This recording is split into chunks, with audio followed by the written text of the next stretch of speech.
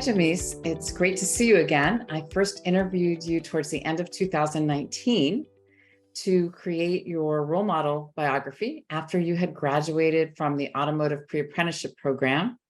That was a partnership between the City and County of San Francisco and City College of San Francisco.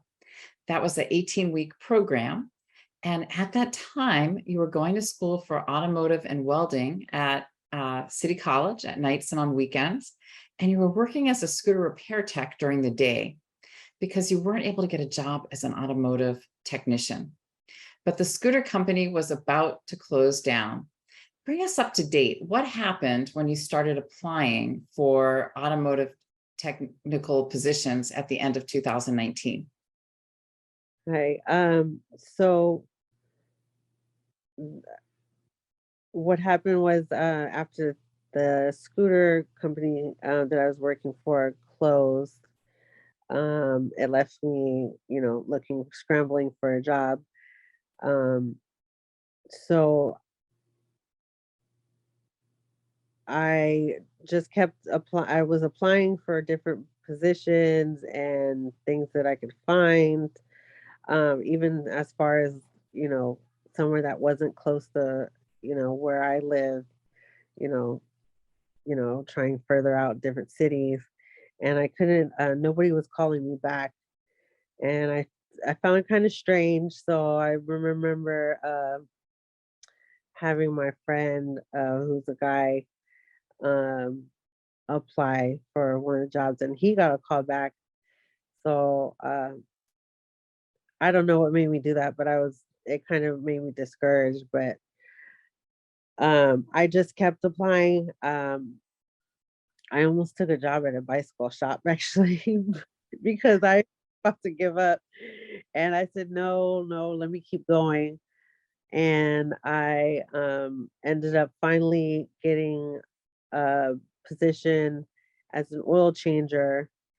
And when I started there, I realized that the people who worked there, besides, the manager or the supervisor, they didn't know anything about cars. So basically, I would say more qualified than the other people for working there. But since my resume had no automotive experience, I knew I needed to stay in order to, accumulate that experience and have it look better on my resume for when I decided to move forward. And I mean, I still would apply and look other places. And it took about 6 months after being at the oil changer that I finally got a chance at an actual dealership. So Great. And I remember that you told me that your male friend who applied didn't have any experience in automotive, as opposed to you did have experience. Do I remember that correctly? and Yeah. he got a call back. It was pretty interesting. I asked him, I was like, what are you gonna do? He didn't need a job, he was just doing it. But yeah. So now you were at the dealership was Volvo, as I recall, and you were an apprentice there. How did you end up becoming the first female apprentice in automotive for SFMTA in San Francisco, the San Francisco Municipal Transportation Agency? And you're actually an automotive machinist, apprentice automotive machinist. So how did you end up getting that position? County of San Francisco. My goal was always to work on towards that. But while I was doing the pre-apprenticeship, I asked a lot of questions when we visited different sites, and everyone said, go get some experience, go get a job at a dealership.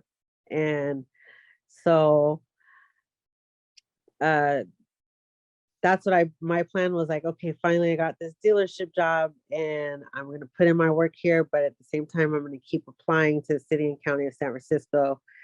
And it took a couple tries, and by the second time, um, so I was at the dealership for about a year, and by the second interview, I finally got the job at with the city and county of San Francisco. And you're the first female, Yeah. The only female in the whole building. the only female in the whole building. So Right. tell us about, what kind of vehicles you work on. What do you like the most about that position? Um, I like the variety that as a machinist, automotive machinist, you get a little bit of everything. So I was able to experience working on fire trucks, ambulances. Now I'm on the other side, and I've worked on heavy duty vehicles, like police vehicles, bomb squad trucks, the the bus for the jail inmates. I worked on different machines as far as like cranes and just Caterpillar like engine. I don't know how to explain it, but yeah, just a lot of different stuff. And I really enjoy I guess it's just a life-changing experience for me, and I feel like um you know being the first woman there, it just feels really special. So And what's your advice to women who are in automotive programs that are having a hard time getting hired? I would say don't take it too personally when you're on your first when you first are starting out.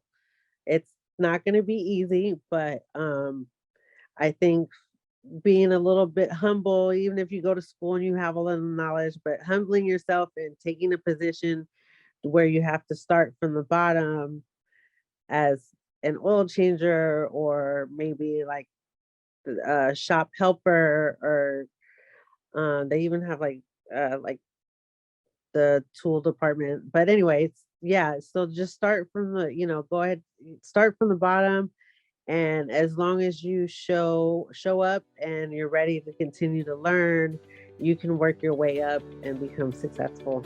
Definitely.